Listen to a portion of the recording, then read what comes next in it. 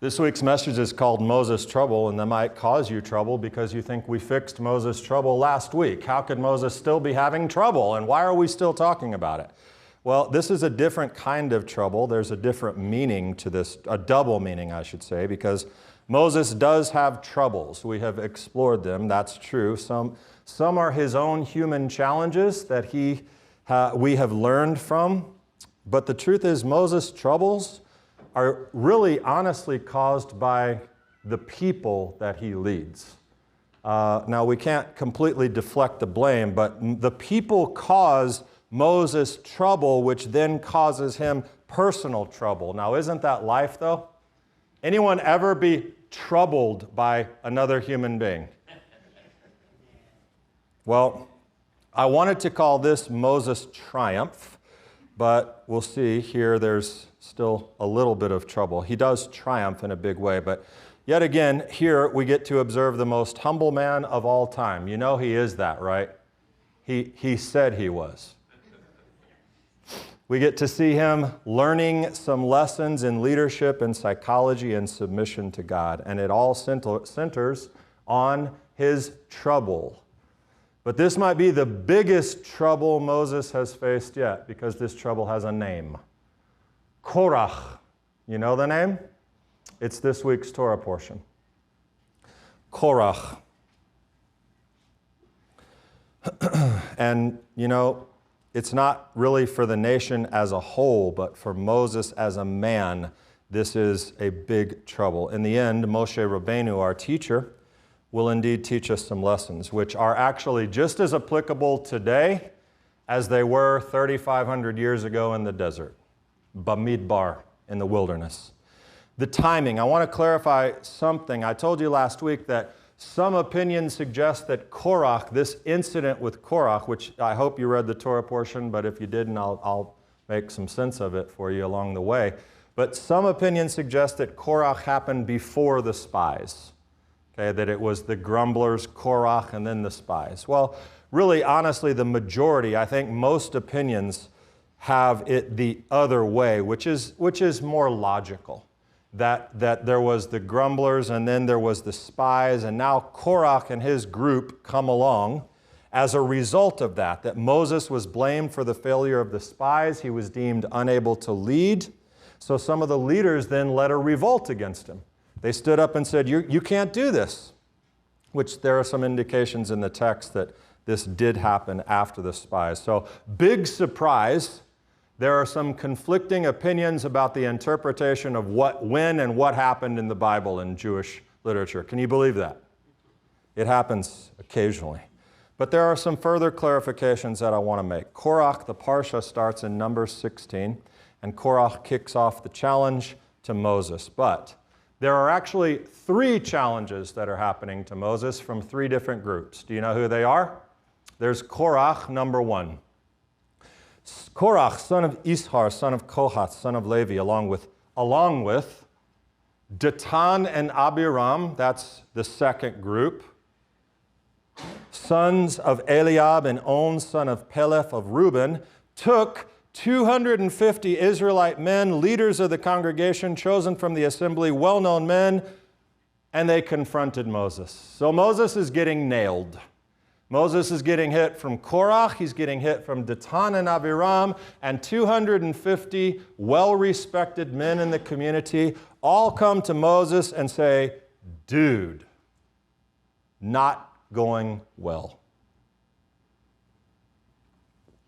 Each had their own dispute, actually. It's not quite as cut and dried. We're not going to go into their own disputes because it's its own sermon, but let me summarize this. Teaching. I hate the word sermon. Teaching. Each accusation has within it this really important thing. 3 groups, 3 accusations. Each one contains within it the appearance of truth. The appearance of truth. And they start with this. All of the community is holy, they're saying to Moses, every one of them, and the Lord is with them. Why then do you set yourselves above the Lord's people? Yourselves, Moses and Aaron. Because here's the nugget of truth. God has said that Israel is holy. He has described them as a holy nation, a kingdom of priests. And God had indeed spoken to the entire nation at Mount Sinai. And the entire nation had said, we'll do it. We're coming into the covenant with you. So, that nugget here of knowledge, this is really important. If you want to lie very, very well, make sure that it's built on some truth.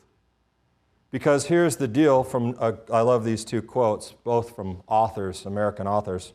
George Martin, the best lies contain within them nuggets of truth, enough to give the listener pause.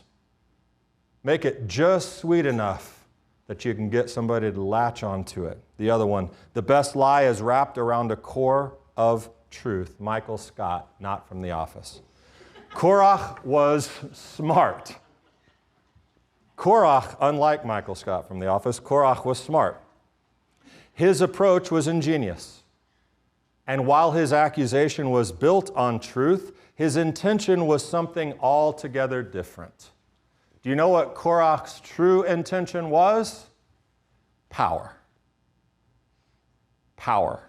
It's very obvious when you read it, but and I'm going to unashamedly borrow from one of my favorite commentaries from Rabbi Sachs of blessed memory. I do that a lot throughout this teaching. But what you have to know, and it's not just Korach, it's so often. Korach was not interested in the people or in their holiness, or he was not challenged by the apparent inequality in the system. He was not opposed to having leaders over the holy nation.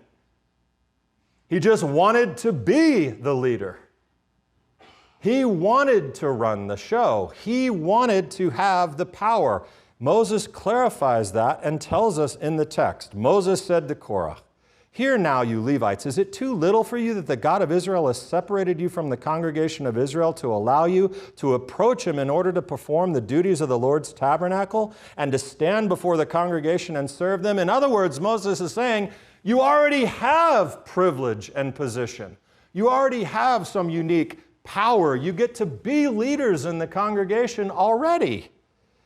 He has allowed you, he continues, to approach him, God, and all your brother Levites with you, yet you seek the priesthood as well? Therefore you and all your congregation have gathered together against the Lord. What is Aaron that you rail against him, he asks. And from that question right there, we know what Korach is really after. He wants the high priesthood. Why are you coming at my bro, man? What has Aaron ever done? You have all this stuff. Why do you rail against Aaron? Why do you want to try to usurp, Korach?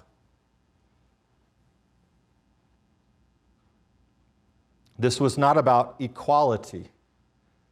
And because I railed on Maxine Waters last week and got in trouble, I'm not going to be political at all, but I'm going to say that these same things happen in politics every day, no matter the party, no matter what. It's almost always about power. Done. Got that out. This was not about truth. It was about power, but skillfully masked beneath the lie of humility. Korach coming to Moses. We just want to help. You know, we have a lot to offer. We just want to be a part of the team. God has made us all worthy and holy. And Moses says, Korach says, you've gone too far, Moses. All of the congregation are holy, every one of them. So why do you exalt yourselves? Again, a reasonable question. We talked about that. And if the end point of the question was, Moses, we want to talk about this. We need some clarification. We want to have a discussion. We want to, give us some revelation about what's going on. You talk face to face with God. Help us. If it had been a question with that endpoint in mind, we might have a different portion. We might have a different endpoint. We might have a totally different story. Were this indeed a question of equality and shared responsibility? Or just asking for a clarification. In other words, if this were a question and problem centered on uncovering truth and bringing some clarity and progress, fine. It had a noble purpose. It was what we would call an argument for good. Judaism is fine with arguments for good. Read the Talmud. The entire text nearly is built on back and forth argumentation for good. And it is called, in Hebrew you say a machloket shamayim. Machlochet l'shem shamayim, an argument for the sake of heaven. An argument for the sake of heaven. And in the Mishnah, in Pirkei Avot, chapter 5, we learn about this. Every dispute that is for the sake of heaven will in the end endure. But one that is not for the sake of heaven will not endure. Which is the controversy that is for the sake of heaven, it asks? Such was the controversy of Hillel and Shammai. You remember Hillel and Shammai? Sages lived prior to, actually, Yeshua, very, very active during the days of Yeshua. The houses of Hillel and Shammai convened to discuss matters of Jewish law and to discuss the measures and the laws that should be laid out to best guide the people into the practice of Judaism. Hillel and Shammai. But they argued a lot about those things. Actually, not so much Hillel and Shammai, but the disciples that came after them. Sometimes very, very, very heated arguments that they had about these issues. But together, they legislated many new enactments. They passed new decrees in an effort to make sure that Israel not transgress the laws of the Torah that they received from Moses. That's what they were arguing about. And Pirkei Avot says that is, for the most part, outside of those arguments, they got along. Their disciples' families married, and they ate together, and they did stuff. So they had these heated arguments for the sake of heaven.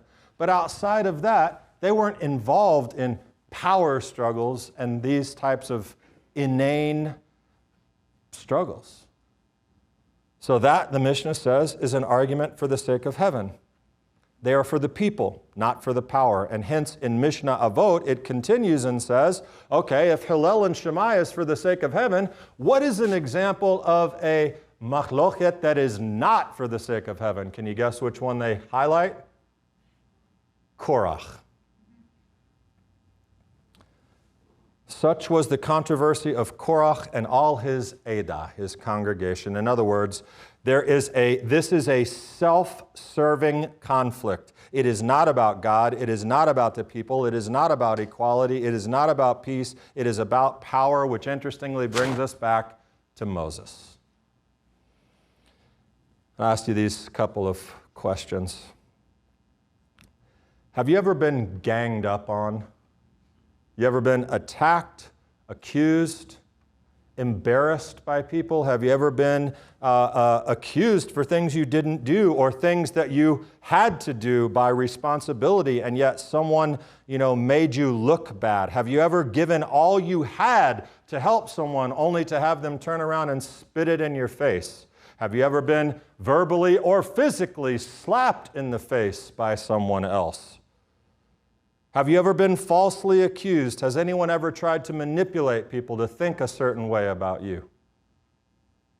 Has anyone ever gossiped about you to malign or destroy your reputation? Has that ever happened to anybody? You don't have to raise your hand. It's completely rhetorical. Maybe not all of those things. But Moses has experienced every single one of those things in his leadership attempt for the nation of Israel. Every one of them. And many of them are happening right here in this conflict. And you know something? I have experienced those things. Not all of them. I have been in that situation, though, more times than I would like to recall. It's hurtful, it's painful, it's infuriating. And probably everyone in here, when I ask those questions, you have at least one thing that's locked in there somewhere that you don't like to talk about or think about, but you remember it. And that is why we can understand Moses' responses here in this struggle. Fine, Korach, we'll settle this thing. In the morning, the Lord will make known who is his and who is holy, and who will be allowed to approach him. The one whom he will choose, he will allow to approach him. Do this, take censers. Korach and all your congregation, tomorrow put fire in them, lay incense on them before the Lord, and the man whom the Lord chooses shall be the Holy One. Fine, Korach, you want to fight? God will settle it.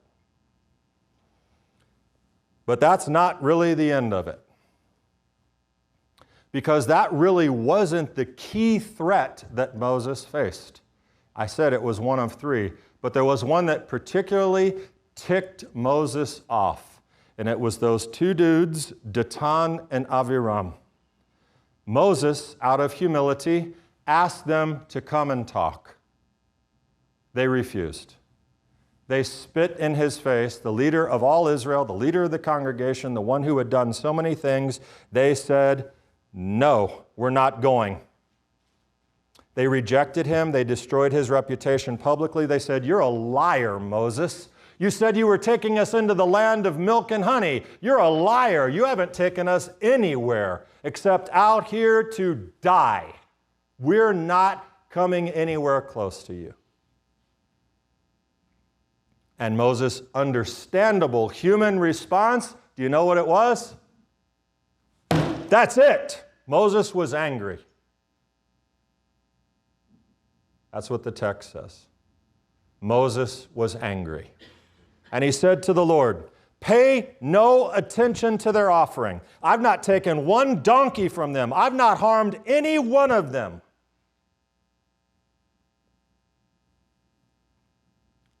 And Moses said, this is how you shall know that the Lord has sent me to do all these works. It has not been of my own accord. He's talking to them.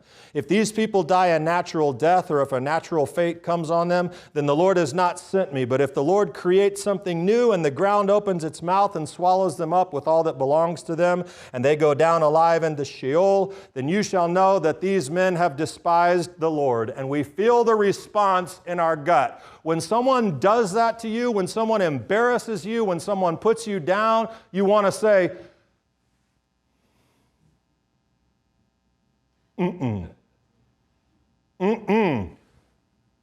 We're about to go at it. We're about to fight. And you get angry because you're a human being. But it is interesting. As much as we're saying, yeah, Moses, our man, go for it, tell him. That statement from Moses, as justified as it may seem, and even with Moshe's great humility and willingness to try and diffuse, something just broke in Moses right there. Something broke because it's no longer for the sake of heaven. At this moment, when the text says Moses became angry, it changed. It becomes more now, on some level, about power. In essence, Moses says, we'll see. God's going to show you who's boss. And then Moses does this interesting thing in that little exchange. Moses tells God what to do. Moses got angry and he says, don't accept their prayers, God. Don't do it. And then he says, and here's what's going to happen. The ground is going to open up and swallow you because I'm in charge. I'm the one in charge. And God's going to vindicate me. Which again, it's sort of understandable.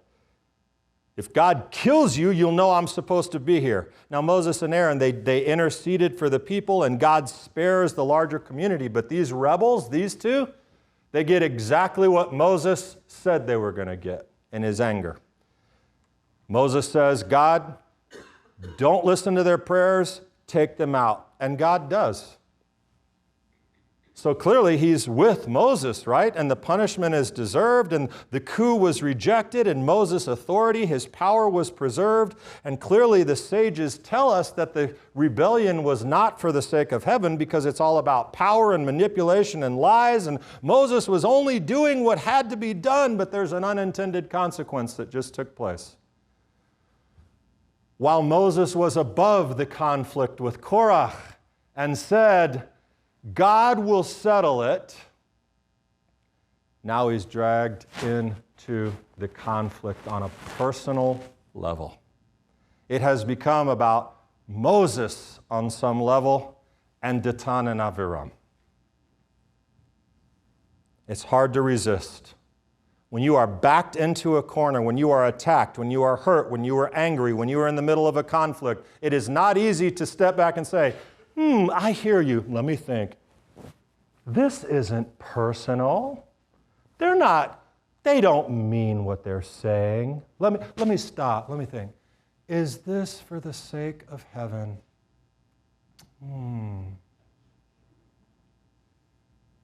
You want to fight. You want to attack when you're attacked.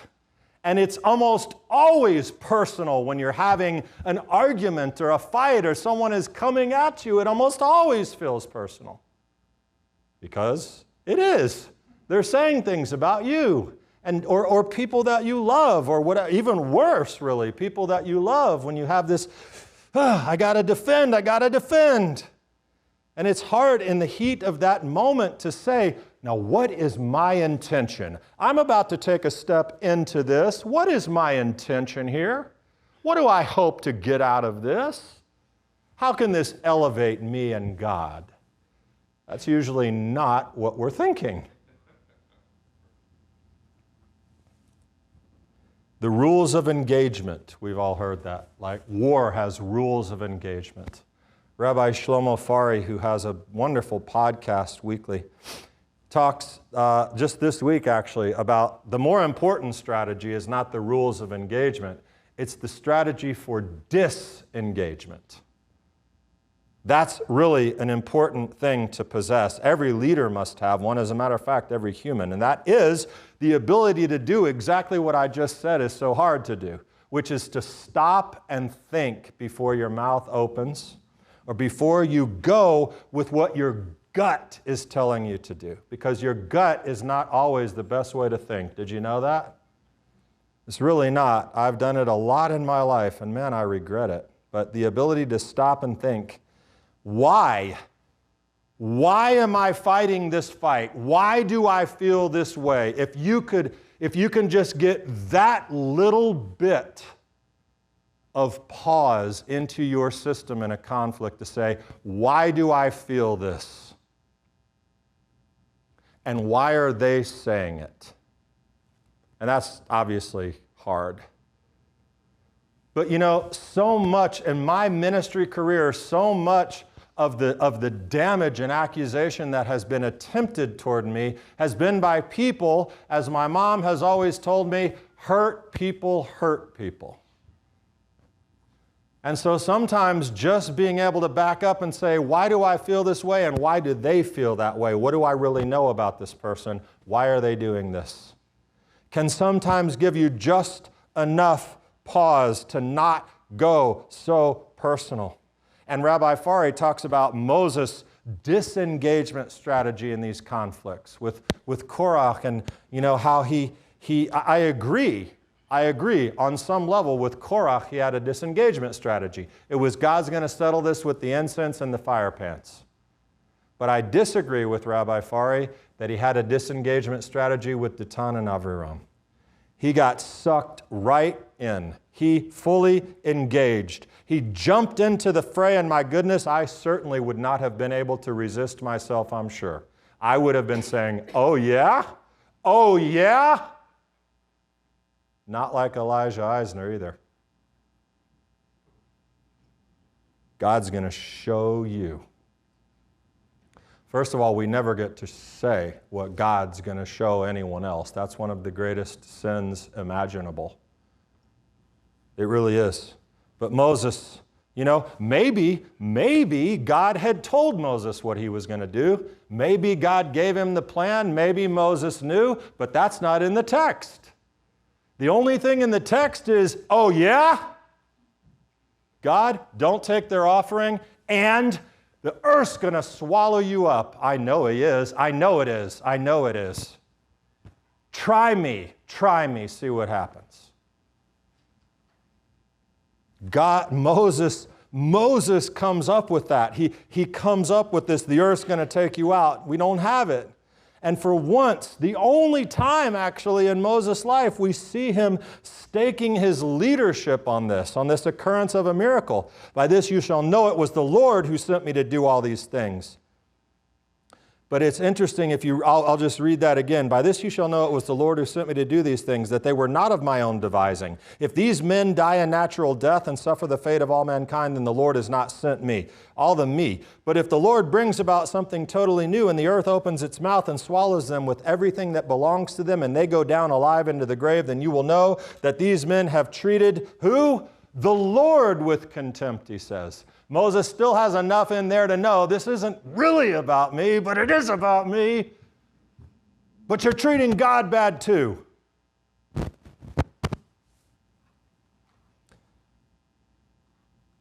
You're treating God bad, but you punks, you're treating me bad. And that's not going to hold. God put me in charge, now you're going to believe it. Did Moses sin? Is this Moses sinning like Korach? No, we know that. We know that if he could have not been in this position, he would have probably laid it down. And God shows up and comes to his aid, and Moses' request is answered. He was not in it for himself. That's not what I'm saying. And what human wouldn't feel that need? And somewhere in the endless sea of Jewish literature, there is an instruction that says, when you are attacked, when your reputation is at risk, you must defend yourself. You must stand up for yourself when you are at risk of being maligned. But how you do it, for the sake of power, for the sake of heaven, for the sake of victory, for the sake of crushing your opponent, or for the sake of heaven, it is possible. If so many times we could just learn to close our mouths, to tame our tongue, to control our thoughts, to take them captive, and allow God to be our defense, which right now, if I'm sitting in your chair and I'm listening to this, I might be thinking, who is this guy kidding? Seriously, this is just like a preachy thing. Let God be my defense? Come on. But it's true. God functions in that way through the Holy Spirit to give you restraint and direction and guidance. That's what I mean. That's what I mean. And rather than entering the fray or taking it personal, as hard as that is, or demonstrating our power, all these things, it could actually still be an argument for the sake of heaven. But this is what I think is meant by those oh-so-famous words. You have heard that it was said, an eye for an eye, and a tooth for a tooth. But I say to you, do not resist an evildoer, but if anyone strikes you on the right cheek, turn the other. And if anyone wants to sue you and take your shirt, give your coat as well. And if anyone forces you to go 1 mile, go also the second. And you know, one of the things that's said about that outside of, not so much in Messianic circles, is, what that is that's Yeshua telling you how impossible it is for you to ever be good like that, and that you need him to be saved. That he's showing you how impossible it would be. That's not at all what he's saying. He's saying, if you're like me, this is what you do. This is what you do. You resist the temptation to get into the fray. Now, that does not mean I am some victim, I'm passive, I get beat up, I get taken advantage of or slandered. We're not talking about physical abuse or criminal action. It is simply a matter of considering your response, choosing the high road, and that means giving God some room, the license to be your defender. Because here's the truth. He probably was going to open up the earth and swallow the Korach and his crew. And Moses may have known that. It doesn't matter. he was probably going to do it. But when Moses said it like he said it, it backfired. Do you know why it backfired? Because as you continue to read, after they all get sucked into the earth, down into Sheol,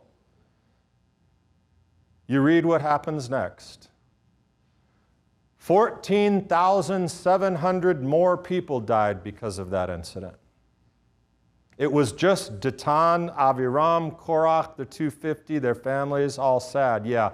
But 14,700 more people died. Do you know why? Because they came complaining the next day about what Moses had done, about the show of power that Moses demonstrated publicly. It backfired. Because when he said his piece, when he told them how it was going to be, it became something different in the eyes of the people. It became more about Moses. They were not happy. Far from being repentant, they returned still complaining, not about who was going to lead them, but about the way Moses chose to end the dispute. You have killed the Lord's people, they said. Came back, the next day the whole Israelite community grumbled against Moses and Aaron. You've killed the Lord's people. You are our humble leader who, you made that happen, is what they saw or said. And here's what I wanted to borrow from Rabbi Sachs. What the entire episode shows is the destructive nature of argument, not for the sake of heaven, but for the sake of victory, which is how we almost all argue, to win.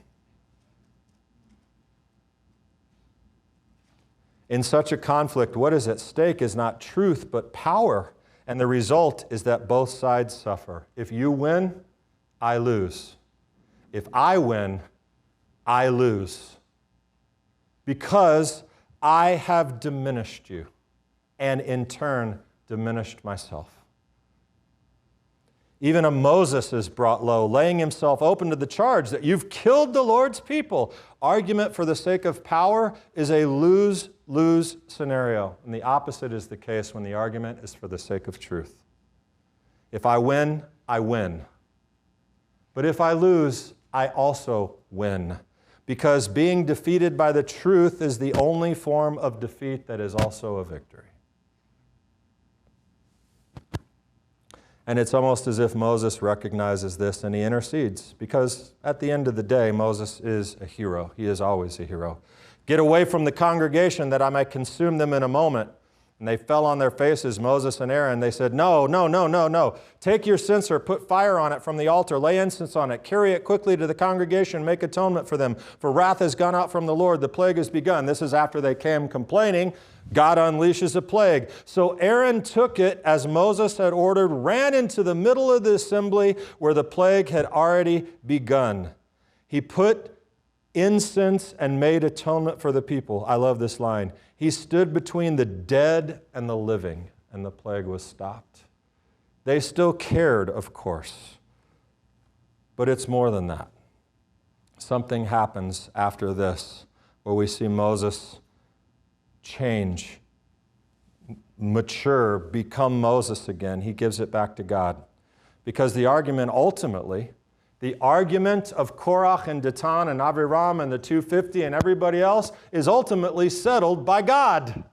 If you conclude the story, Moses says, take 12 staffs, put the names of the people on them. You remember this? Write each man's name on his staff, and write Aaron's name on the staff of Levi. From there, for there shall be one staff for the head of each ancestral house. Place them in the tent of meeting before the covenant where I meet with you, and the staff of the man whom I choose shall sprout. Thus I will put a stop to the complaints of the Israelites that they continually make against you. When Moses removed himself from the situation, so to speak, when he gave it to God, when his demonstration of power had not stopped the complaints, as a matter of fact, it had caused more damage, God settles the argument. I will put a stop to the complaints of the Israelites that they continually make against you. Not with fire and brimstone, not with a display of massive power, but with a flower and an almond. That's how God showed up and settled it. When Moses went into the tent of the covenant on the next day, the staff of Aaron for the house of Levi had sprouted. It put forth buds, produced blossoms, bore ripe almonds. Then Moses brought out all the staffs from before the Lord to the Israelites, and they looked, and each man took his staff. And the Lord said to Moses, put back the staff of Aaron before the covenant to be kept as a warning to rebels, so that you may make an end of their complaints against me, or else they will die. Moses did it, just as the Lord had commanded him. Now, the interesting thing is none of the complaints really did stop, so I'm not exactly sure how that works. But the point is, listen to that. In the end, the complaints were against God. They were against God. And Moses had defended God for himself, but he also felt that almost irresistible need to defend himself. It's natural. It's needed sometimes. And there are a lot of mean people out there who are not arguing for the sake of heaven. That much I know. And sometimes we have to defend. There is a time for that. But here's the point. Know your purpose. Be the high road walker. Know your purpose. Understand what's at stake. Know what's driving the argument. In the heat of it, seek it out. Stop and think before you blow your stack and create irreversible damage in a relationship or an environment. As Rabbi Fari mentions, have a strategy of disengagement. Try not to let it be personal. And above all, as much as it depends on you, make every argument not like Korach, but like Hillel and Shammai, for the sake of the people and for the sake of God and for the sake of heaven. Therein lies a key to happiness in your life, which is why you come here on Saturday, for me to tell you how to be happy, right? Not. Shabbat Shalom. Let's stand together.